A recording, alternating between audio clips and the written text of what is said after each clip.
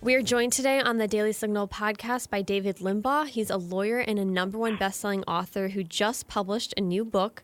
It's called Guilty by Reason of Insanity: Why the Democrats Must Not Win. David, thank you so much for being with us today. Thank you for having me. So you just published this book. Can you start off by telling us about why you decided to write it, just a little bit of the background when you started putting pen to paper?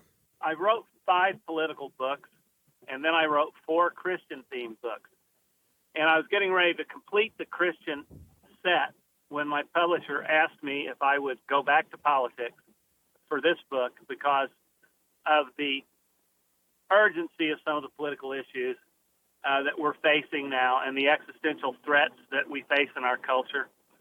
And so I agreed to do that, and I researched it and wrote it to really address some of the threats I do believe we face, how crazy the extreme left has become, how out in the open they are, and how important it is for us to fight back, those of us who disagree with their worldview and their prescribed solutions. So you opened the book, and you alluded to this in the beginning, but you talk about this threat from within.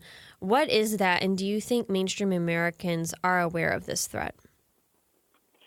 I think they're increasingly aware, but what it is, as I said, a completely different worldview, a different vision for America. It used to be said that each of the political parties agree on a common set of goals, but just disagree on how to get there. I never really did buy into that, but it is manifestly false now. The left stands for socialism on the economic front. They're anti-capitalism, two sides of the same coin. They believe in forced equal outcomes rather than equal opportunity. They believe in and do practice identity politics instead of treating people with a colored blind eye and honoring Martin Luther King's maxim that we should judge people on the content of their character, not the color of their skin. They now demand that we look at everybody according to their external qualities, race, gender, class, whatever. We reject that. So they have a fundamentally different vision for America, and it also, of course, transcends the political and race and identity politics issues, but it also goes to the social issues such as abortion. Now, the left is now full-throated advocates of abortion on demand through the point of birth and now beyond, full-blown infanticide, beyond partial birth abortion. And they're not only not apologizing for it and doing it grudgingly, claiming they want to make it rare, which is always a lie, because if a unborn baby is just a clump of cells, there was no reason to make it rare. But now they admit that it's a life and still advocate killing the baby in the womb anyway and celebrate and glorify what they're doing. It's a horror show. It's a level of evil that we haven't seen in this country ever.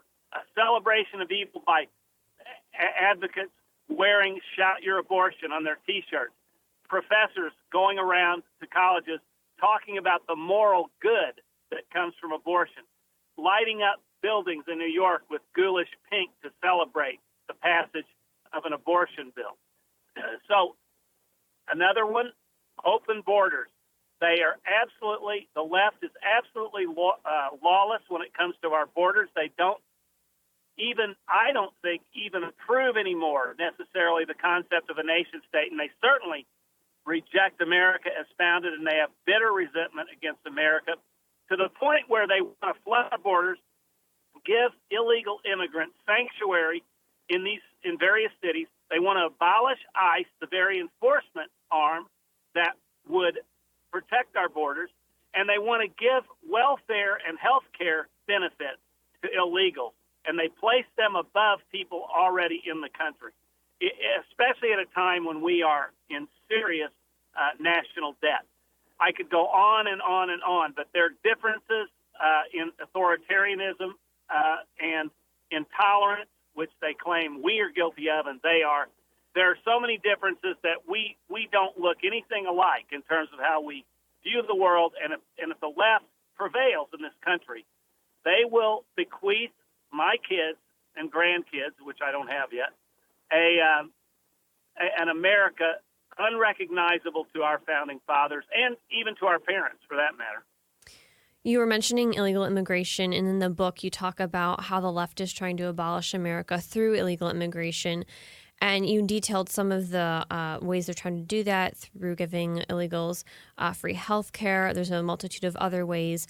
Why do you think that this is something, basically, I guess the left, they're coming at it from a more compassionate angle, but they're undermining this country that's so great by trying to do that in this process. So why do you think they never recognize that? Well, I don't give them as much credit as you do for their professed good intentions, because they don't have any concern for the people that this is harming. And we see it every day with their advocacy of open borders. And it makes no sense. No nation, no self-respecting nation, no self-loving nation has ever survived if it doesn't regulate its borders.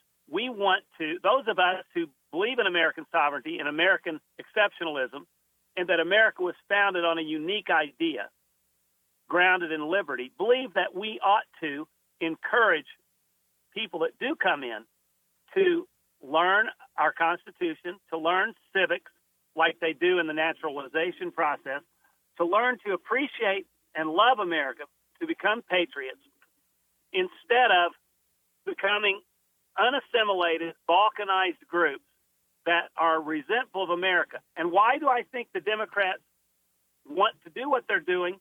Because as part of the same MO with their identity politics, they want to divide people on the basis of race, religion, color, nationality, ethnicity, because by dividing people and alienating people, you secure votes.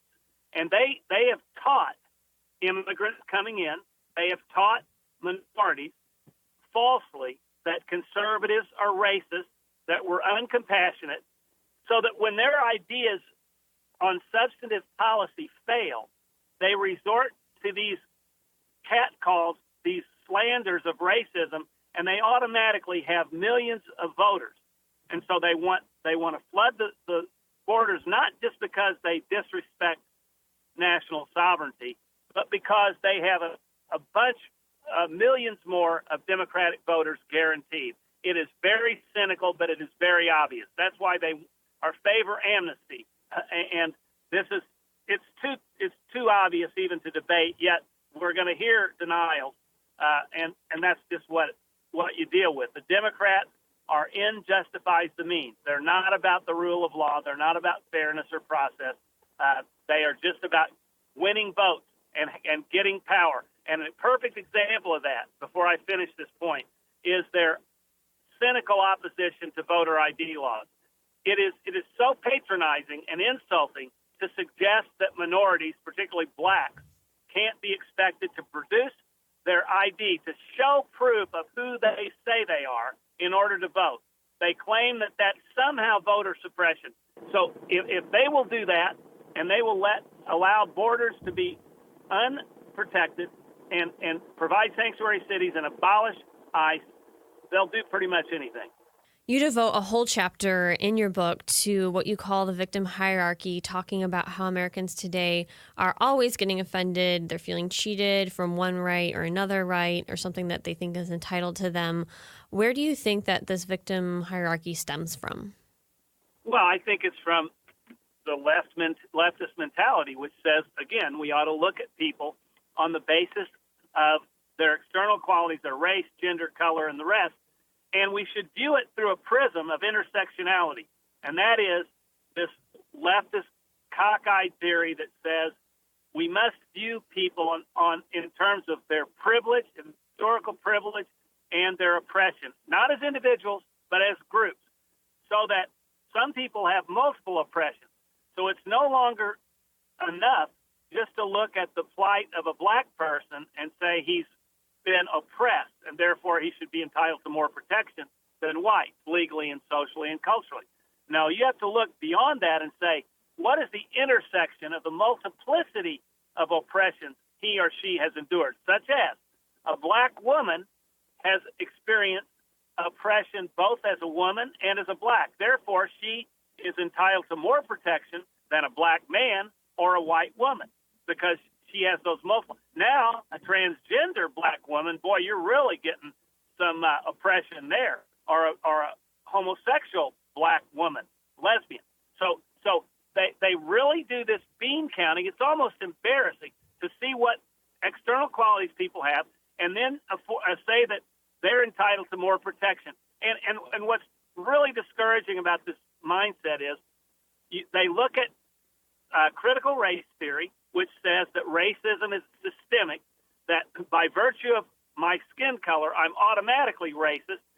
You don't look at the content of my character. You don't look at my heart. You don't look at my conduct. You look at my skin color. And especially if I'm a political conservative, I can't possibly be someone who is not a racist and who can possibly understand what oppression other people have gone through, and therefore I can't even speak for them if I'm in these certain categories. And so this is what's happening. We're also seeing it on the idea of patriarchy. The man dominated the woman throughout history.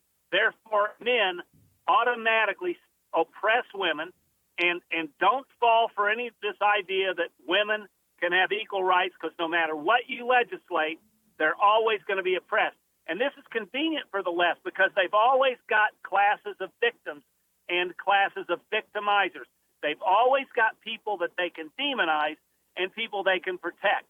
And I think it's a level of evil that is related to spiritual warfare, because there is no way that we can ever come out from under these allegations. They're built-in, guaranteed blights on America that we can't atone for, and that's really their attitude. And you'll notice it in everything they talk about. You can't go anywhere. You can't watch a show. You can't watch an award show without these people obsessing on race, gender, sexual orientation. That's all they care about.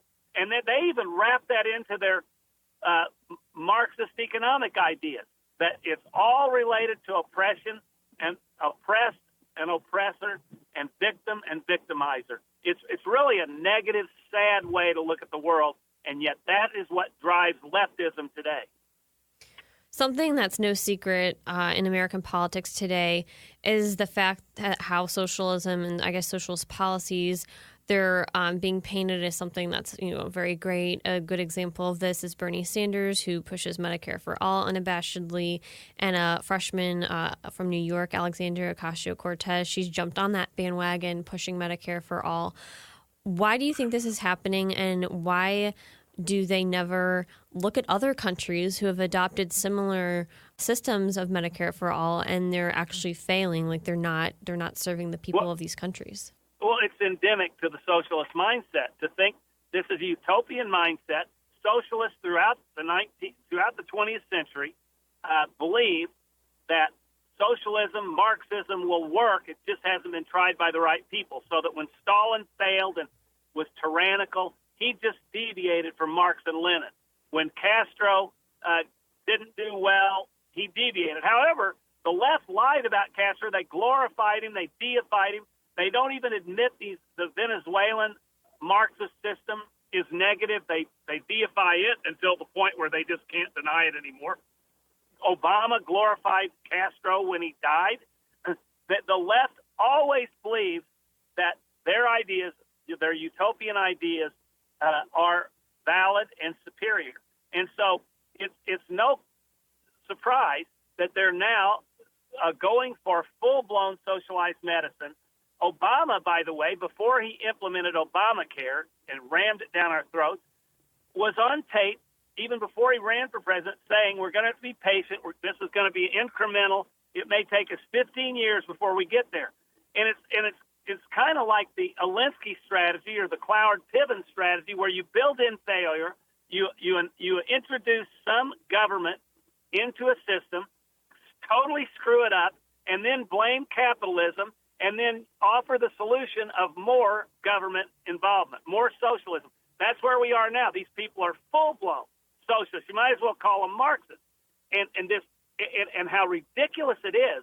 Medicare for all might cost, what, $30, $40, $50 trillion, and Elizabeth Warren says that she can pay for it by a tax on billionaires, And yet any economist, any any person who has access to figures and can count and multiply and divide will tell you that you can't, by confiscating all of the wealth, not just part of the wealth, of all the billionaires in the United States, you couldn't run that cockamamie system for 2 years, much less fund it at all. And so that's what they're doing.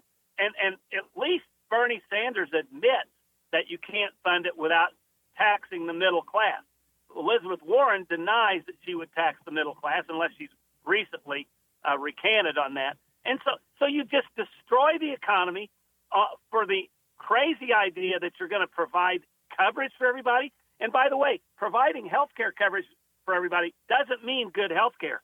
It might not mean health care at all. It means on paper you're going to cover everybody, but in reality you reduce quality, you reduce choice, and you increase price, and you increase scarcity, you increase waiting lines, and overall health care goes to hell like it has in every other system with socialized medicine, notwithstanding the propaganda that we hear about socialized medicine in other countries. David, another point you raise in your book is how the left is so obsessed with race while becoming more and more anti-Semitic.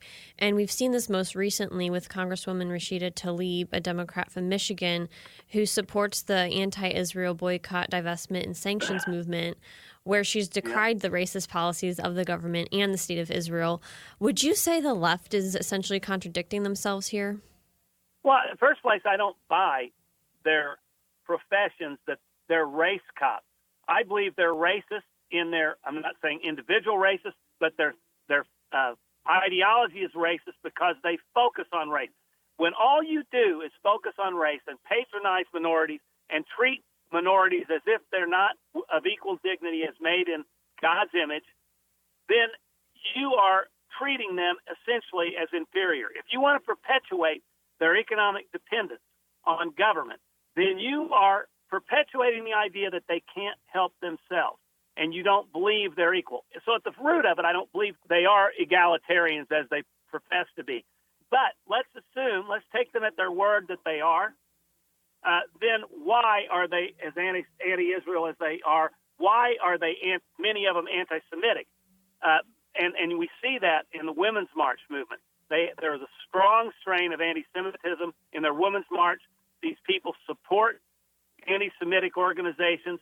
And I know that it's not politic to say that being anti-Israel is anti-Semitic, but as a practical matter it is. Because when you would have no reason to be anti-Israel unless you put the Palestinian cause on equal moral footing with Israel. Israel, the only democracy in the Middle East, the only nation that is not trying to exterminate its Arab neighbors, and yet all of its neighbors believe in exterminating it. Now, some of them have tamped down their vocal criticism of Israel, but all the terrorist group and Palestine, the Palestinians, full-blown advocate the extermination of Israel. So when you support that BDS movement, you can't tell me that doesn't ultimately stem from an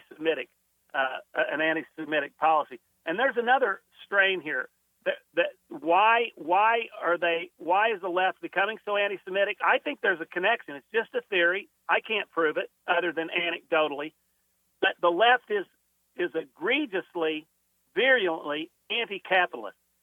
Jews are seen by the left, by anti-Semites, as the ultimate capitalist. And that's why you see Tlaib or Omar, whoever it was, that said it's all about the Benjamin's baby when she was accused of saying something negative about Jews. In other words, the dollars. They associate capitalism with Jews. By the way, that's what Hitler did, didn't he? Now, I'm not accusing them of being Hitler. I'm just saying that's the ideological strain that underlies some of this stuff. Jews are the super capitalists, therefore Jews are evil. I just wish secular Jews who predominantly support the Democratic Party would realize that they are not their friends in the end. So given everything we've discussed and all of the problems that we see in our American political society, what steps would you encourage Americans to take to secure our nation and preserve the future for their children and grandchildren? Well, I would encourage them to preserve the the courage of their convictions, and to get in this arena and fight, because America's future, our kids and grandkids and their kids' future, depends on preserving the American idea, American liberty, grounded in our founding documents, which guarantee limited government, and the attack on which diminishes our liberties. And so I would say that they need to arm themselves with the facts and the philosophical underpinnings that drive the left's warped ideology on things spanning from capitalism to abortion to immigration. We need to help educate young people, especially millennials, who have fallen into the seductive trap that socialism is compassionate, and start to judge on the basis of the results of their programs rather than their professed good intentions. And look at the history of socialism, which is enslaved and impoverished, which is responsible for killing 100 million people in the 20th century, the Marxist and socialist regimes. And the purpose of my book, one of the purposes of my book, is to call people to arms, to realize we're in the fight for our lives as Americans, and to provide them intellectual and moral ammunition to take this war of words out, to take this war of words and get in the fight. And I'll just notice something. I'll give you an illustration before I finish this. Just this week, Chick-fil-A, which has been stalwart in standing up for Christian ideals, and which has not been anti-gay, just opposes same-sex marriage, at least Dan Cathy, its CEO, did. Now as they've expanded beyond the southeastern United States, they have come under increasing, brutal, savage attack by the left, by LGBTQ activists. And so they've now announced, they've cowered and capitulated and said they will no longer contribute to the Christian charities, Fellowship of Christian Athletes, and the Salvation Army, which anyone could acknowledge are innocuous, great, Christ-promoting organizations, winning souls for Christ. And now Chick-fil-A, despite all the good it's done, despite all the courage it has shown, has now cowered. If this is an example of how relentless the left is, how unfair it is, how it will demonize people and bludgeon them verbally and otherwise into submission.